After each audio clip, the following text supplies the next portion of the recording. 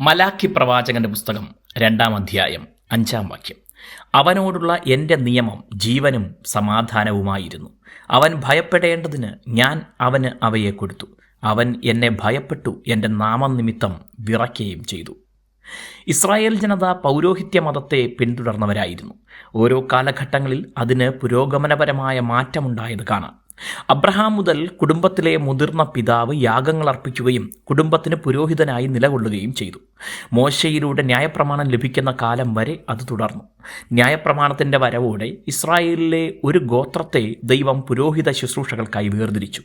യാക്കോബിൻ്റെ 12 ആൺമക്കളിൽ ഒരുവനായിരുന്ന ലേവിയുടെ മക്കളെയായിരുന്നു അത്. കേവലം ദൈവാലയ കർമ്മങ്ങളും യാഗാർപ്പണ ശുശ്രൂഷകളും മാത്രമായിരുന്നില്ല അവരുടെ ദൗത്യം. മുഴുവൻ ഇസ്രായേല്യരെയും ദൈവത്തിൻ്റെ വചനങ്ങൾ പഠിപ്പിക്കാനുള്ള ചുമതല അവർക്കായിരുന്നു. ദൈവത്തോട് അവർ ഈ ശുശ്രൂഷകൾ ചെയ്യാമെന്ന് ഉടമ്പടി ചെയ്തിട്ടുള്ള കാര്യം ഇവിടെ ഓർമ്മിപ്പിക്കുന്നു.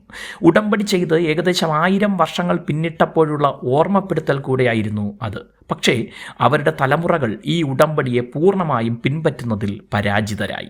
അവർക്കും തങ്ങളുടെ സകല ജനത്തിനും ജീവനും സമാധാനവും ലഭിക്കേണ്ടിയിരുന്ന ഈ ഉടമ്പടി ലഭിച്ചപ്പോൾ അവർ ദൈവത്തെ ഭയപ്പെടുകയും വിറയലോടെ കൈക്കൊള്ളുകയും ചെയ്തു. എന്നാൽ കാലം മുന്നോട്ട് ചെന്നപ്പോൾ പല കാരണങ്ങൾ കൊണ്ട് അവർക്ക് ഈ ദൈവഭയം ഇല്ലാതായി. പുതിയ നിയമത്തിലേക്ക് വന്നാൽ നമുക്ക് പൗരോഹിത്യ മത നിയമങ്ങളല്ല നൽകിയിട്ടുള്ളത്. നാം എല്ലാവരും പുരോഹിതരും ദൈവത്തിൻ്റെ രാജ്യവുമാകയാൽ ആചാരങ്ങളും അനുഷ്ഠാനങ്ങളും അല്ല, ഹൃദയപൂർണമായ സ്നേഹത്തിലധിഷ്ഠിതമായ സേവനമാണ് ദൈവം ആവശ്യപ്പെടുന്നത്. യേശുക്രിസ്തുവിനെ സ്നേഹിക്കുന്നവർ അവിടുത്തെ കൽപ്പനകൾ അനുസരിക്കും.